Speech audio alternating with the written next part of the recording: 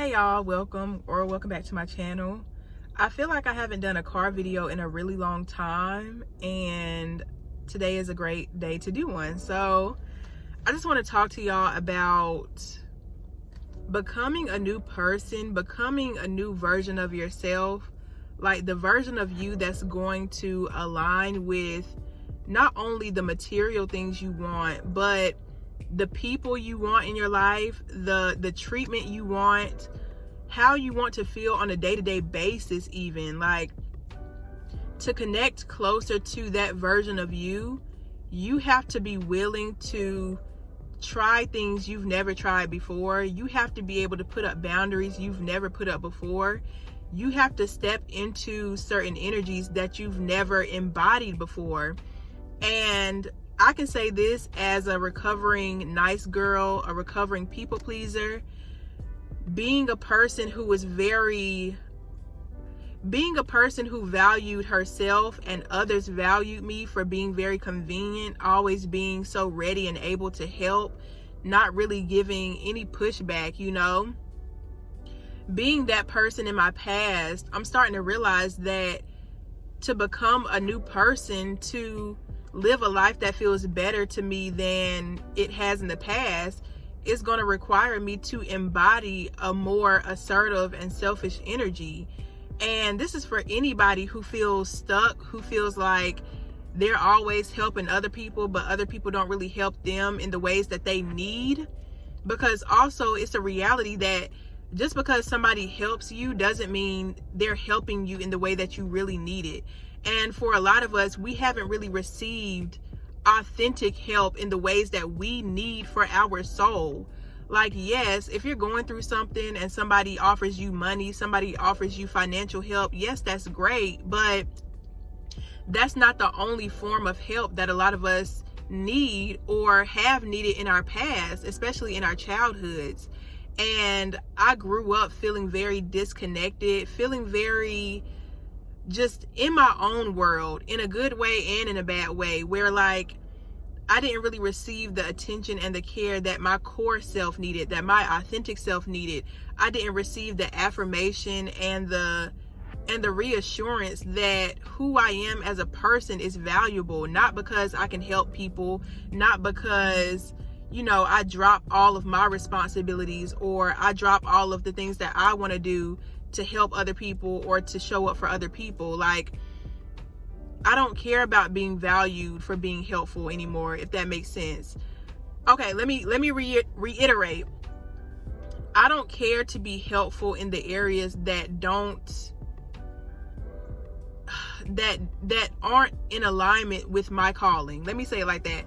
I don't care to be helpful in ways that aren't aligned with my calling. I love helping people, okay? I love to know that what I do or who I am is helpful to other people's growth.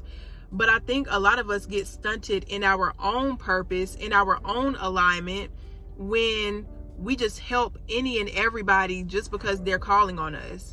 When we give our energy away just because somebody else needs it. And granted, that may seem like a good thing. That may seem like, oh, I'm always available to help. That makes me a good person.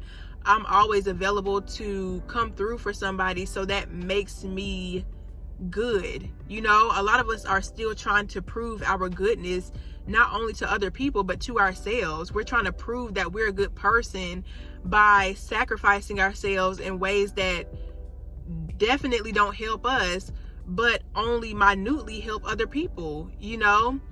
I want to live a life where I'm genuinely helping people, like I'm making life-changing differences in people's lives, you know what I mean?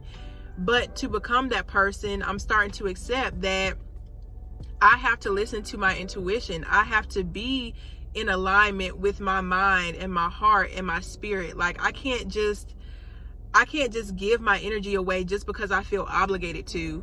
And for a lot of us who grew up in emotionally turbulent homes, they don't have to be necessarily narcissistic, but if you simply grew up in a home where emotions weren't balanced, emotional regulation wasn't a thing, everybody just kind of flew by the seat of their pants depending on how they were feeling, you know how it feels for people to feel entitled to your help, or for people to feel obligated. Actually, no, the other way around. You know how it feels for you. I can't talk.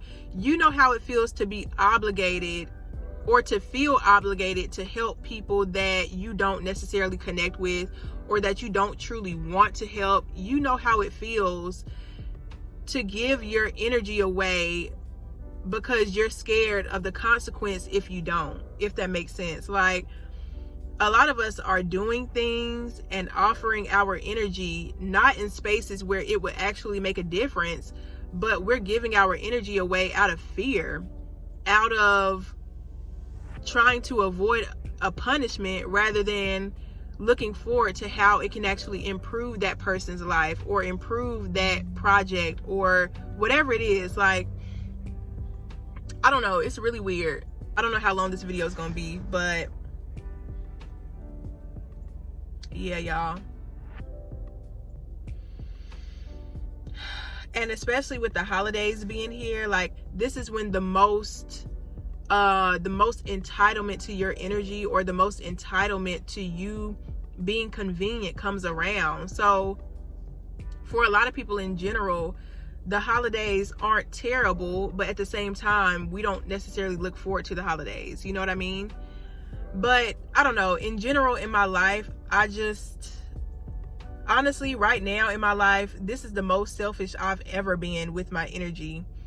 And I don't feel bad for it. Like, mentally, I can think about the situation and be like, I should help, or I should do this, or I should. But again, when you're caught up in the shoulda, coulda, woulda, when you're caught up in the, oh, this person might feel bad if I don't do this, or how would they feel, you aren't even focused on how you feel. You aren't focused on your alignment. And the truth is, being focused on your alignment is not a selfish act in and of itself. Like, we have to stop being so worried about being everybody else's superhero that we end up living our entire lives unfulfilled. We live our entire lives not even knowing who we are, or what we love to do, because every time we had the decision to either show up for ourselves or show up for other people, every time we chose other people, every time we chose to help that person, every time we chose to give that money even though we didn't have it, give our energy even though we didn't really have it. Like, at some point in your life, you have to make that decision, to make a different decision, to show up differently. And that's basically what this entire video is about, even though I've been rambling. Like, to become a different person, to live a different life, you have to make a different decision than you would normally make.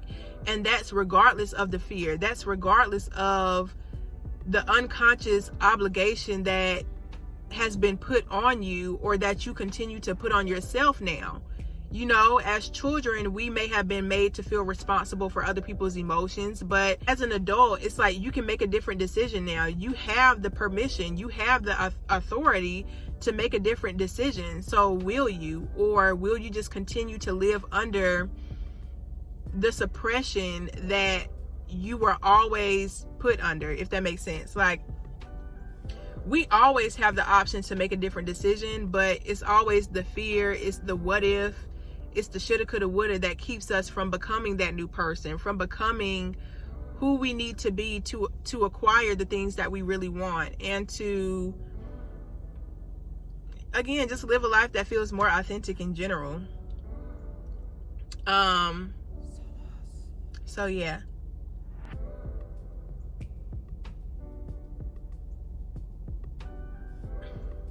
What decisions can you make differently? I think that's the question I want to leave y'all with. What decision are you scared to make, but you know it would change your life? What decision are you scared to make, or what energy are you scared to embody, even though you know that's what's required of you to show up differently in your own life, you know? But yeah, that's all I wanted to say. If y'all made it to the end of this video, I'm so thankful. And I'll see y'all in the next one. Bye.